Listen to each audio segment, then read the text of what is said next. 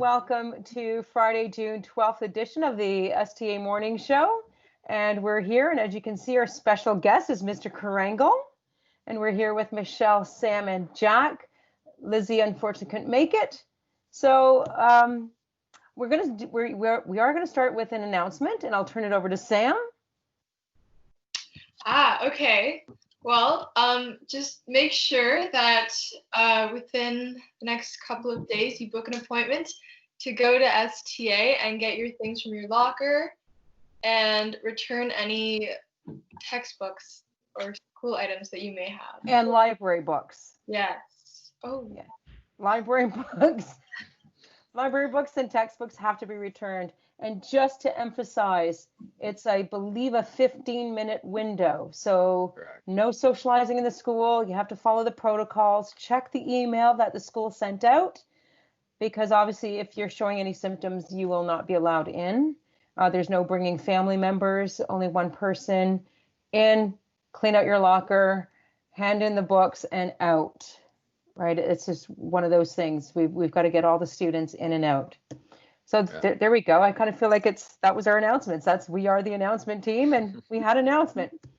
So we'll do a check-in. How was your week, everyone? It was good. Yeah. Yeah, it was a good time. Anything new happen, or is it just more culminatings? Yeah, mostly just culminatings. But we're finishing up now, so that's good. Yeah. Right. Okay, Mr. Carangal? Yeah. How are you doing? My week was going all right. I actually attended this Filipino heritage thing online yesterday. That was run through the Halton School Board. That was really cool. There was a guy that was doing like some spoken word poetry kind of thing going on. Patrick de Belen. I actually got the link from Bonsu, Miss Bonsu, and Miss Maxio. So that was really cool to attend.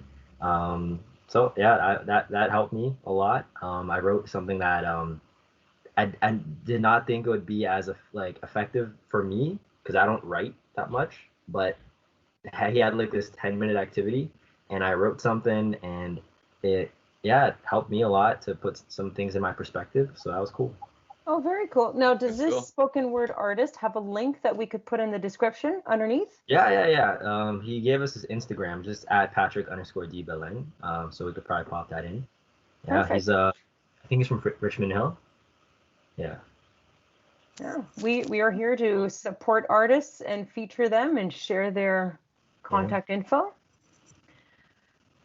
So what else is shaking? The week's been pretty good for me. Yeah. It's been a busy week. We're in the planning of some grad stuff. That's exciting. It's exciting for me and the grade 12s. We want to give them something, obviously, to enjoy and celebrate their graduation. And I just want to applaud you, Jack, because you're in grade 11 and you volunteered to do the videos for the graduating class of 2020. So thank you for sharing your expertise to help us put it together, because your videos are, pretty good. Thanks. Yeah, it means much. Thank you so much, Jack, and all the other staff who are working on it. Today, for sure. Which is weird to think about. Yeah, it would have been a busy day at school. All the grade 12s would not have been there, because they'd be, getting ready and their hair done and their nails. Wow. Yeah. And then, a lot of staff would just, have a long day, and we enjoy supervising prom. Yeah. So it's a sad day for. Oh, were you going to go? I was hoping to, when we're first year teaching, I might as well, I think that would have been a good time too. Because I still remember my prom was 7 years ago, so I thought it was really cool to see my teachers when I was in grade 12 there, so I thought it'd be cool to go, but sadly, it's all good. You're at the start of your career. I have a feeling there's going to be lots of proms for you. Yeah, 7 years ago doesn't seem that long. Yeah, honestly, I still remember it. Yeah, for sure. So anything interesting? Are you still painting, Sam? Yes, I am. And that's kind of the main thing I've been doing to sort of pass the time, especially at 2 a.m. I'll just kind of play music and paint. And in case people are wondering, we're going to get her to show some of her work, but she's going to show it next week. Yeah. Next week. She needs to prepare some of it. And Michelle, how's your creative stuff going on? Your Good. drawing and stuff. Yeah, I'm feeling like more motivated these past couple of weeks, so I have some like stuff I've been working on too. Good. And Jack, you still cycling, or has all the video making been taking up your time? I was riding yesterday, and I was in the student council, like goodbye call, like on a chairlift in Horseshoe Valley. Very good. That's cool. That's cool. Yeah. Yeah. Well, we're going to get some fun going on. So I'm going to ask you some interesting questions. Okay. Okay. So, so I'm thinking of this question off the top of my head, but I remember being asked it before. So if you could, if there's a movie title out there that could describe your life right now, what movie title would it be? Ms.R just loves putting people on the spot. Yeah. If there's a movie title that could describe your life right now, what movie title would that be? Oh my gosh. The hard question. That's interesting. Yeah. Yeah. Maybe I should have given you a heads up about this beforehand. I have to think of a movie title now. Yeah, honestly. Yeah. Mm-hmm. The first one that came to mind, I don't know if I can really relate to it, but I don't know. I'm trying to think of it, but Spirited Away. It's this animated movie. And it's kind of just like right now everything just feels surreal. You know, like everything that's going on is very different from real life. Almost like our bodies are stuck here, but our mind, our spirit, our soul wants to be doing what we usually do, like what we want to do, right? So it's kind of the movie itself doesn't really connect to what I'm feeling, but the name I guess does. So yeah, that's actually a good way of putting it. Our bodies are stuck in our homes, but our spirits are at coffee shops and at work and in the classroom and extracurriculars. That's where our spirits want to be. Oh, that's a very good one. Thank you, Mr. Carangal. no worries. The one, I'm pretty sure it's Groundhog Day, where it's like it's just the same day every day. Yes, that's a really good one too. Were you guys able to come up with one, Sam, Jack? I can't think of it. I'm gonna say this is more at the beginning of the COVID, but when we were watching this whole situation progress, I compared it to the movie Contagion, because it was actually so like close to what was happening, and it was so weird. Yeah. So I'll say that. All right, good. Okay, so still movie related. If you could relate to any fictional character in a book or movie, what fictional character would that be? I mean, it could be easy. Gosh. Like, I mean, Michelle mentioned Groundhog Day, so we could relate to Bill Murray, right? That's Bill Murray's character.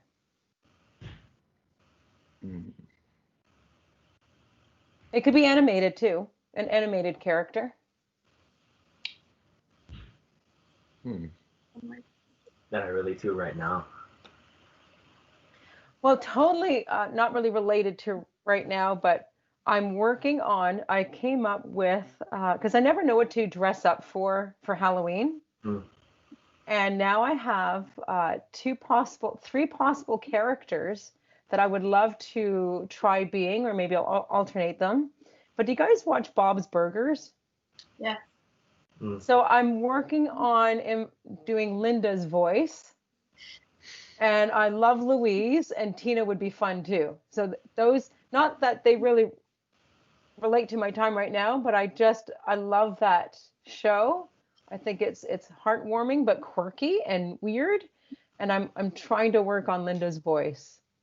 So funny. Yeah. Bobby. That's all I can do right now.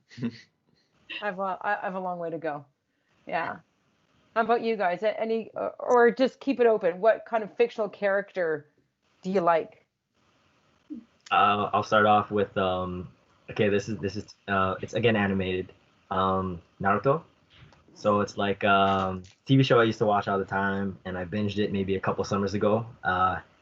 And he pretty much went from, like rough childhood, faced a lot of adversity, but then still came out and, did what he had to do, and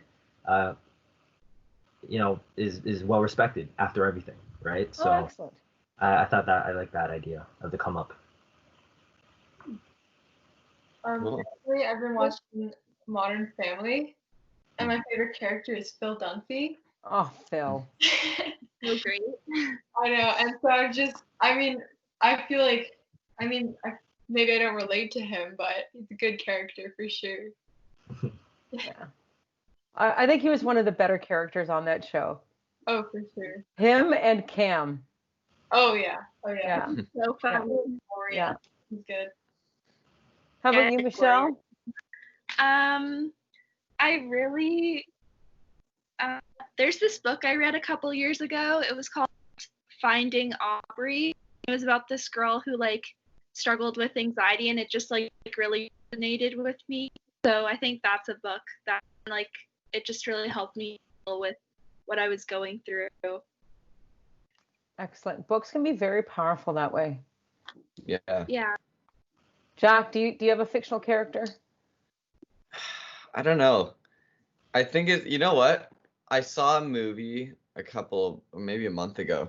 It was an older one from, I think, like 2010 or something. Well, that's not old, but it was Shutter Island, and it's got all these big big actors in it, and Leonardo DiCaprio plays like the main guy, and that character is like convinced the whole time that he knows what's going on when he doesn't.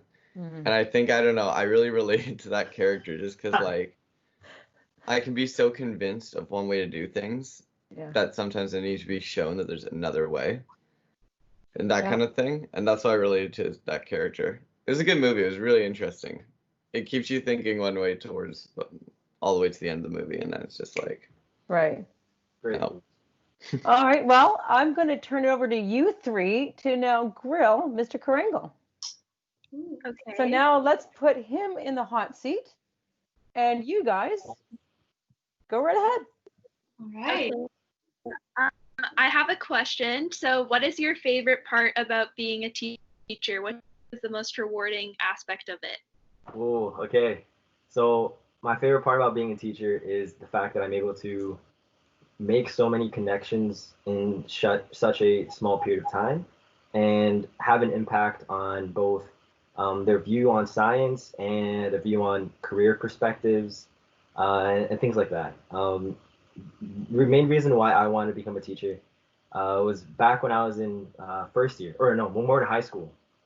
I had a couple of teachers who really helped me out along the way, and picked me out of the dark spaces that I was in back when I was in high school.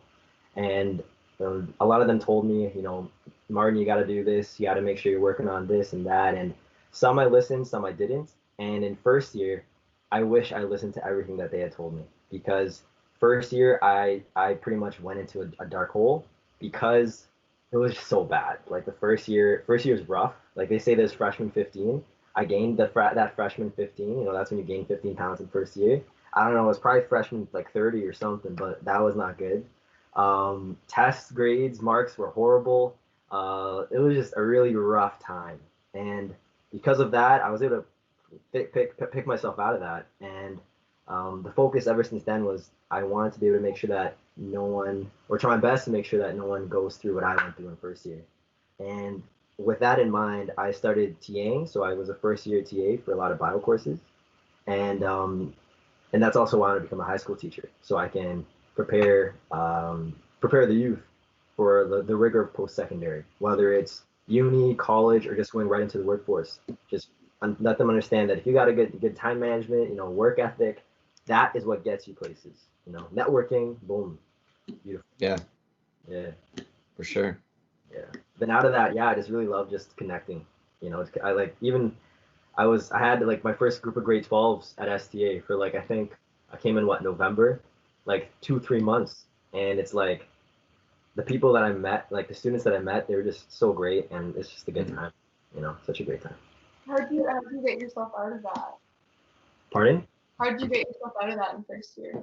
Oh, I didn't get out of it in first year. I got out of it more in second year. So what ended up happening was when I went to first year, a lot of my friends or the people that I hung around were from my high school, and that's just because that's how you feel comfortable, right? That's your zone of comfortability.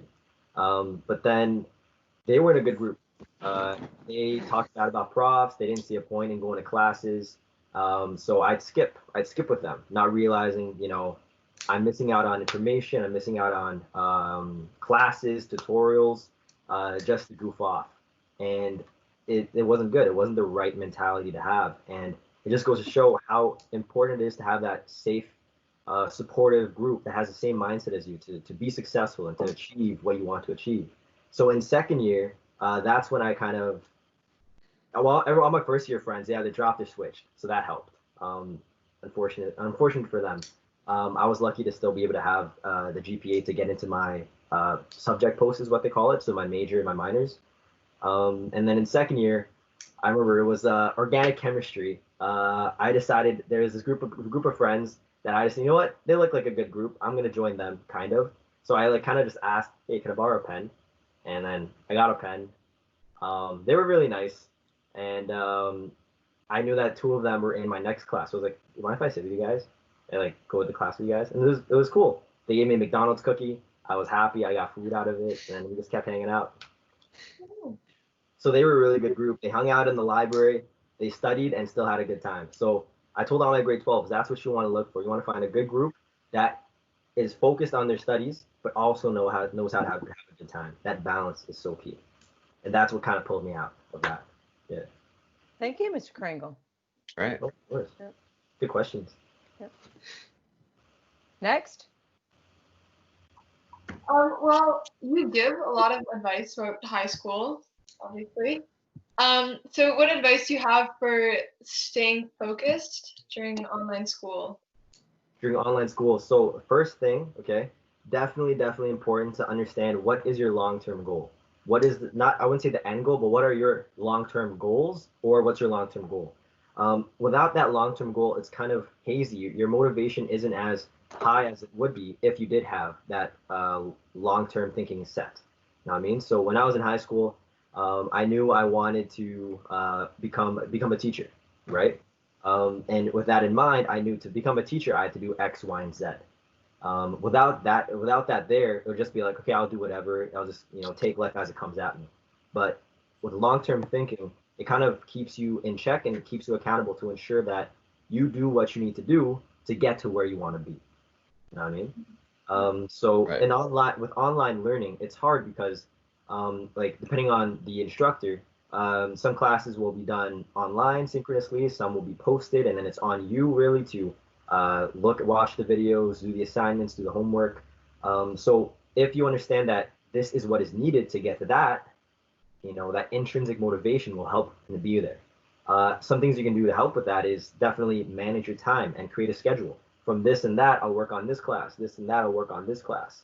And that will definitely help. When I had online classes, I felt at the very beginning, I was really good. I was watching lectures, I was participating in the online discussions, but it's very easy to fall out of place. And the thing with post-secondary is it's very easy to fall behind and even harder to catch up.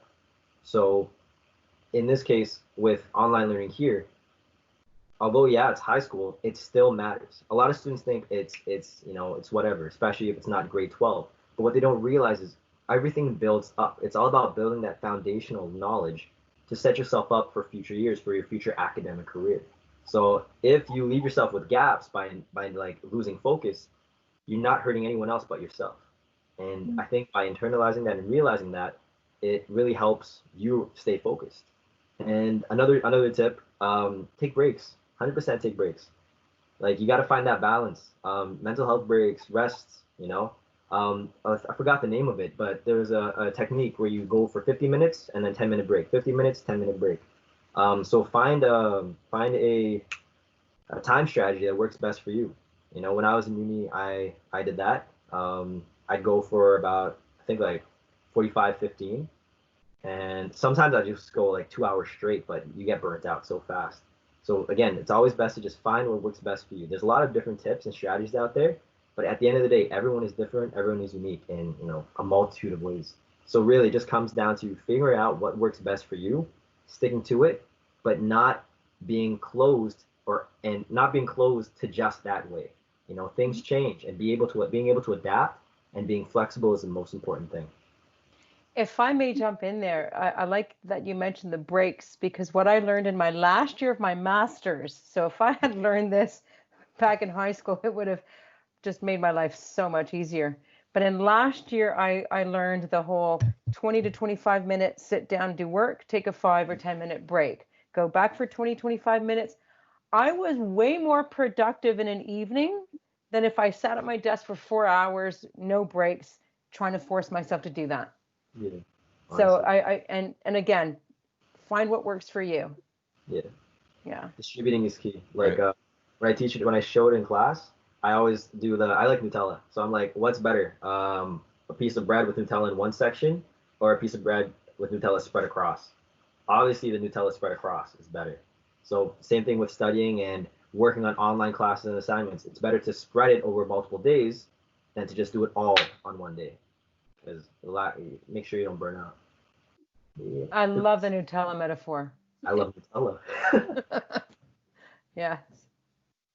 Any other questions for Mr. Carangal?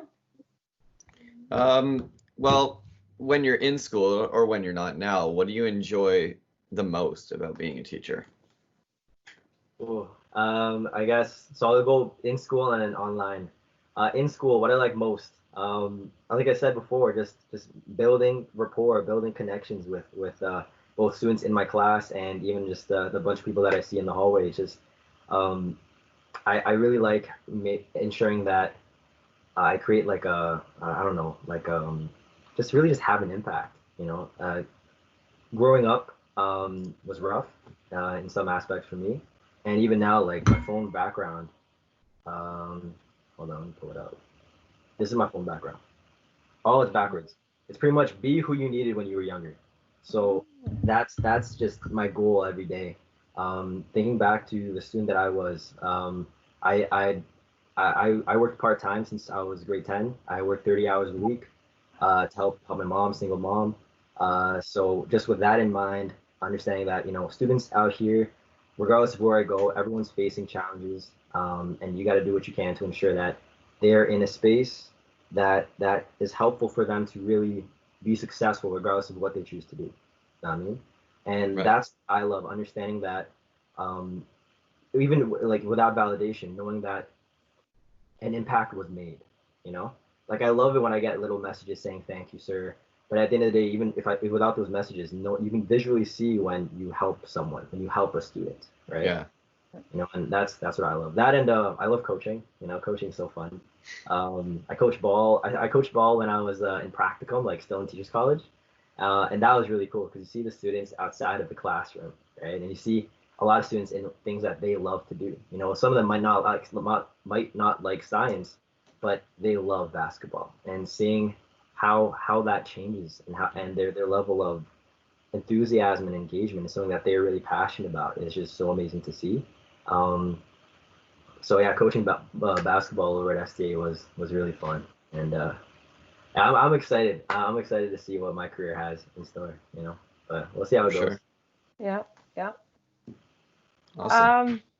Do we have any other questions for Mr. Carangal? Yeah, I have one question. So your first year teaching has obviously been like a lot has happened. So what's the biggest takeaway you have from this year? Biggest takeaway. Good question, Michelle. Biggest takeaway, considering everything that's going on, Mm-hmm. I know that I did not make a mistake in going into this profession. So growing up, so I'm the youngest in the family, and I was always like really strong in the sciences and stuff. So for the longest time, my family saw me as the doctor, the future doctor, and huge expectations, huge pressures around that, and that was scary because again, first year was bad.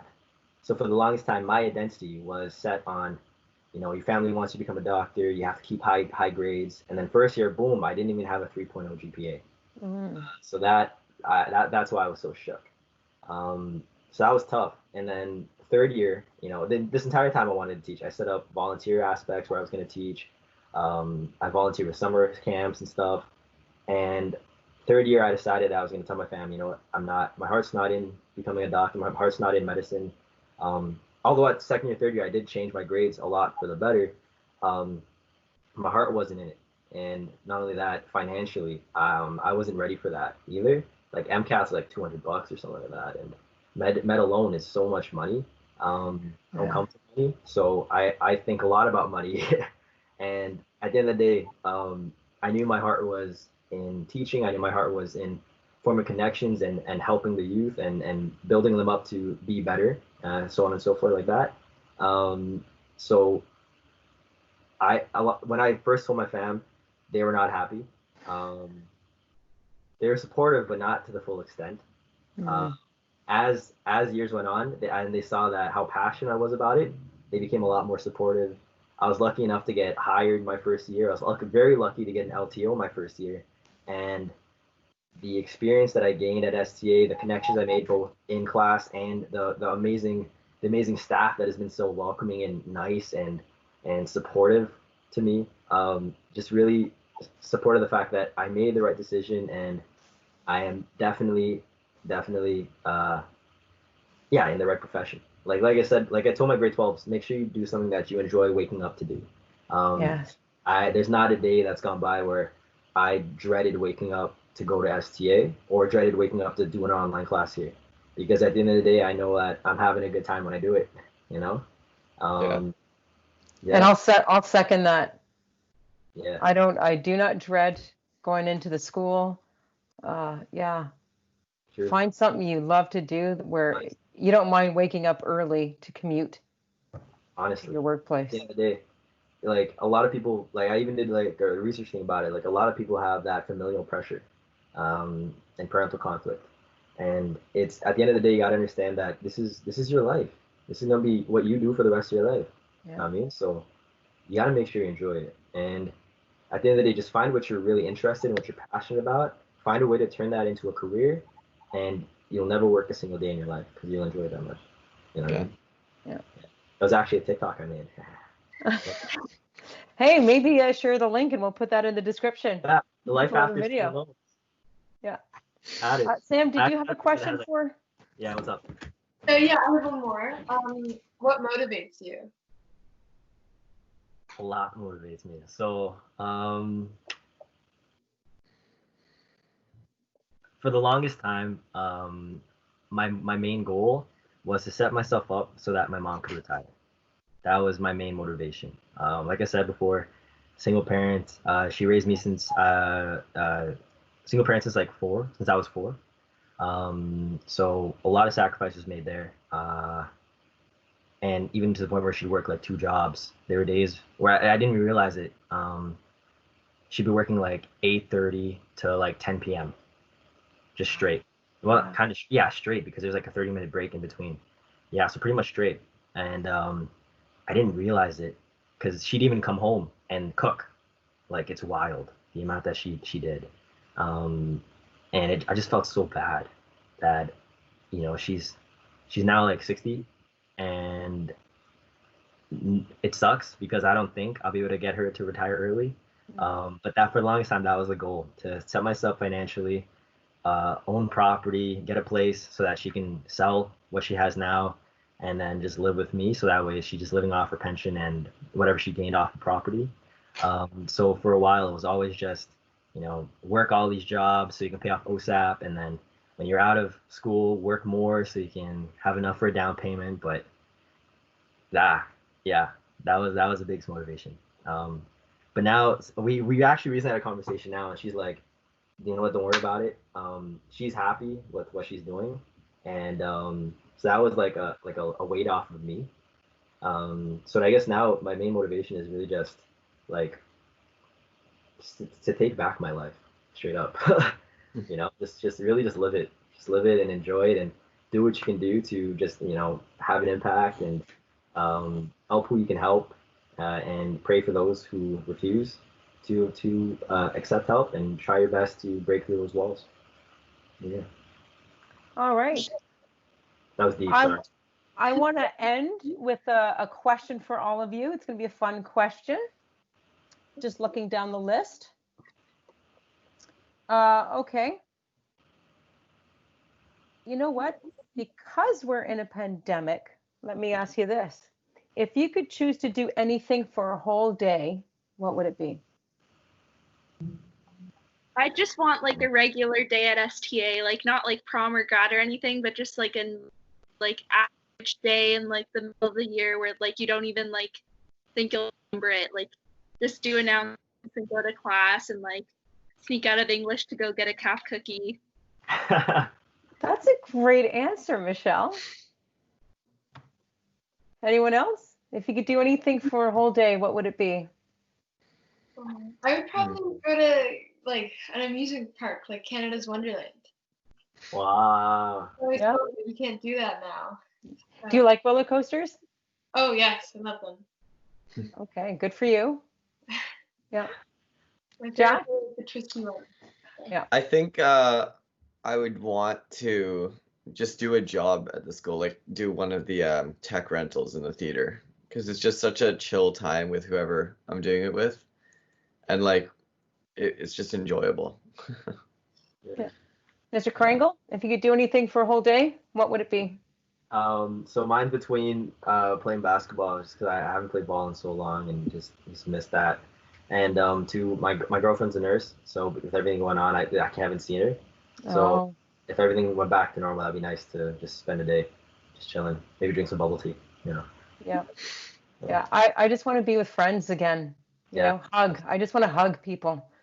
I want to go see my mom and just hug her and hug my brother. Like, we miss those little things. So we do have good news to end off with, and I want to share. Miss Agbonwanaton gave birth to her baby girl on June 9th. Olivia Ivy came in at 6 pounds and 7 ounces. And I'm happy to report that Josephine is a very proud big sister. And so mom and baby and family are doing very well. So we congratulate Miss Agbonwanaton and her husband on another family member and our newest Raider joining the Raider family. So yay to Miss Agbonwanaton. All right, so that concludes our show. Thanks for tuning in. We'll be back next week with another special guest, but we're not going to tell you who that is. The only hint is, yes, it's someone on staff. All right, have a good week, everyone, and we'll see you next week. Stay Raider strong, everyone. Bye. See ya.